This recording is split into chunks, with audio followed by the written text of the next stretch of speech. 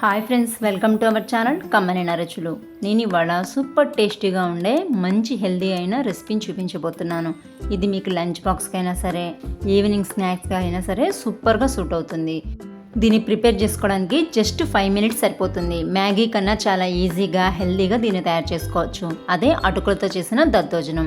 దీనికోసం ముందుగా ఒక బౌల్లోకి శుభ్రం చేసి పెట్టుకున్న 1 కప్పు మందపాటి అటుకుల్ని యాడ్ చేసుకొని వాటర్ పోసి బ్రేక్ అయిపోకుండా నీట్గా కడుక్కొని వాటర్ అని వంచేసేసి మూత పెట్టి 2-3 నిమిషాల పాటు రెస్ట్ ఇచ్చేసేయాలి.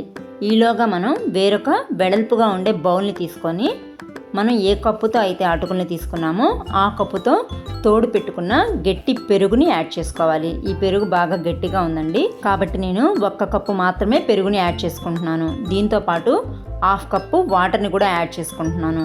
ఈ రెసిపీ నేను ఈవినింగ్ పిల్లలకి పెట్టడానికి స్నాక్స్గా ఉంటుందని తయారు చేస్తున్నాను కాబట్టి వాటర్ని యాడ్ చేసుకున్నాను. అదే లంచ్ బాక్స్లో పెట్టడానికైతే 1/2 కప్పు వాటర్ బదులుగా కాచి చల్లార్చిన పాలని యాడ్ చేసుకోవాలి. ఇలా నీళ్లు పోసుకున్న తర్వాత రుచికి సరిపడా ఉప్పును కూడా యాడ్ చేసేసి ఒకసారి కవ్వంతో బ్లెండ్ చేసేసుకుంటే సరిపోతుంది.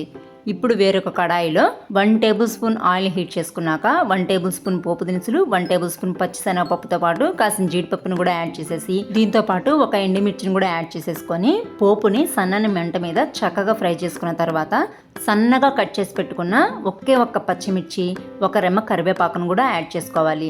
మీకు ఇష్టమైతే కనుక దీంట్లో కొద్దిగా అల్లం తరుగును కూడా యాడ్ చేసుకోండి, బాగుంటుంది. ఇష్టం లేని వాళ్ళు స్కిప్ చేసేయచ్చు. ఇది ఇలా చక్కగా ఫ్రై అయిన తర్వాత మనం ముందుగా ప్రిపేర్ చేసి పెట్టుకున్న పెరుగు మిశ్రమంలోకి యాడ్ చేసేసి ఒకసారి బాగా మిక్స్ చేసేసుకోవాలి. నార్మల్గా కొంతమంది పిల్లలు స్కూల్స్కి కాలేజెస్కి వెళ్ళేటప్పుడు ఏదైనా రైస్ రెసిపీ కానీ లేదంటే ఓన్లీ వైట్ రైస్తో పాటు కేవలం కర్రీనే తీసుకెళ్తుంటారు. కర్డ్ని కానీ రైతాని కానీ అస్సలు తీసుకెళ్లరు, లంచ్ టైంకి అవి పుల్లగా అయిపోతూ ఉంటాయని. అలాంటి వాళ్ళకి ఇలా ఈజీగా చేసుకునే అటుకుల దద్దోజనాన్ని చేసేసి మీరు లంచ్ బాక్స్లో పెట్టినా ఈవినింగ్ స్నాక్స్గా పెట్టినా ఇష్టంగా తింటారు. ఎందుకంటే లంచ్ బాక్స్లో పెట్టుకునేటప్పుడు మనం కప్పు పెరుగుతో పాటు 1/2 కప్పు పాలను కూడా యాడ్ చేసుకుంటాం కాబట్టి వాళ్ళు తినబోయే టైంకి కమ్మగా రుచిగా ఉంటుంది.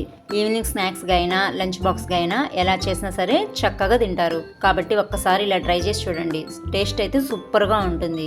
ఇలా మనం పోపు పెట్టుకున్నాక కడిగి పెట్టుకున్న అటుకులను కూడా యాడ్ చేసేసుకొని ఒకసారి బాగా మిక్స్ చేసేసుకుంటే ఈ దద్దోజనం తయారైపోతుంది. దీన్ని ఇప్పుడు సర్వ్ చేసేసుకుంటే సరిపోతుంది. అవైలబిలిటీలో ఉంటే కనుక దీన్ని సర్వ్ చేసుకునేటప్పుడు కాసిని దానిమ్మ గింజల్ని వేసుకుంటే చూడడానికి మంచి కలర్ఫుల్గా ఉంటుంది. టేస్ట్ అయితే సూపర్గా ఉంటుంది. వీడియో నచ్చితే లైక్ చేయండి, షేర్ చేయండి. మరిన్ని రెసిపీస్ కోసం ఛానల్ని సబ్స్క్రైబ్ చేసుకోండి. Thanks for watching.